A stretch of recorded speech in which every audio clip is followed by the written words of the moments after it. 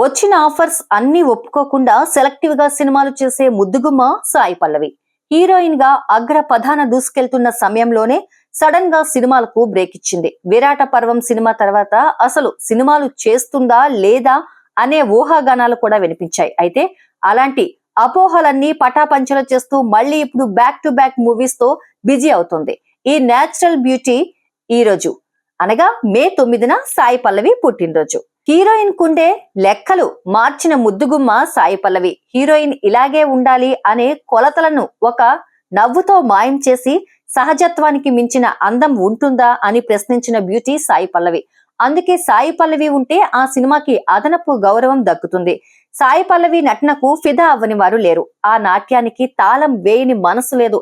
మలయాళంలో ప్రేమం రిలీజ్ అయి sensation create చేస్తూ కుర్రాళ్ళందరూ మలర్ క్యారెక్టర్ లో నటించిన సాయి పల్లవితో ప్రేమలో పడిపోయారు. ఆ ప్రేమం మానియా తెలుగు ప్రేక్షకులకు తాకింది. సాయి పల్లవి క్రేజ్ అంతలా పెరిగింది.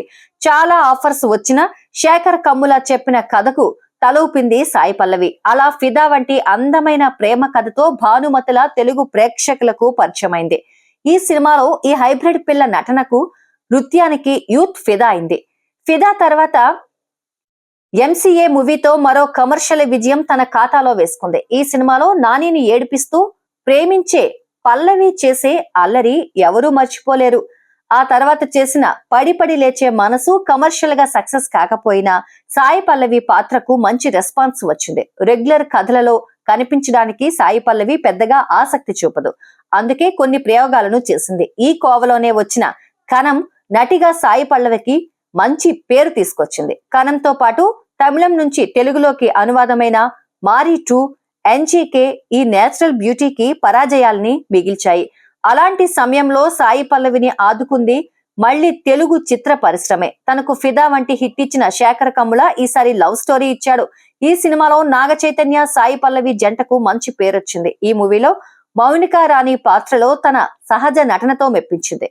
ఎంసీఏ తర్వాత నానితో నటించిన శ్యామ్ సింగరాయ్ కూడా భారీ విజయాన్ని సాధించింది. ఈ పీరియడ్ డ్రామాలో సాయి పల్లవి చేసిన నృత్యాలను ఎప్పటికీ మరువలేం. రానాతో నటించిన విరాట పర్వం తర్వాత సినిమాలు చేస్తుందా లేదా అనే సస్పెన్స్ మొదలైంది. చాలా రోజుల పాటు సాయి పల్లవి కొత్త సినిమాలను ఒప్పుకోలేదు. అయితే శివ కార్తికేయన్తో అమరన్ సినిమాకి గ్రీన్ సిగ్నల్ ఇచ్చి ఆ వదంతులకు ఫుల్ స్టాప్ పెట్టేసింది. ప్రస్తుతం తమిళంలో అమరన్ సినిమాతో పాటు తెలుగులో తండేల్ సినిమాలో నటిస్తోంది. ఆన్ స్క్రీన్ పై Naga Chaitanya Sai Pallavi cute pair. Love story చిత్రంతో ప్రేక్షకుల్ని ప్రేమ లోకంలో విహరింపజేసిన ఈ జంట మరోసారి తండేల్ కోసం జోడీ కట్టారు. ఈ సినిమాలో చైతన్య రాజు పాత్రలో జాలారిగా కనిపించబోతుండగా అతని ప్రియురాలుగా బుజ్జి పాత్రలో సాయి పల్లవి అలరించబోతోంది. గీత ఆర్ట్స్ కాంపౌండ్ నుంచి రాబోతోన్న ఈ సినిమాకి చందు మొండేటి దర్శకత్వం వహిస్తున్నాడు. పాన్ ఇండియా లెవెల్లో తండేల్ రెడీ అవుతోంది.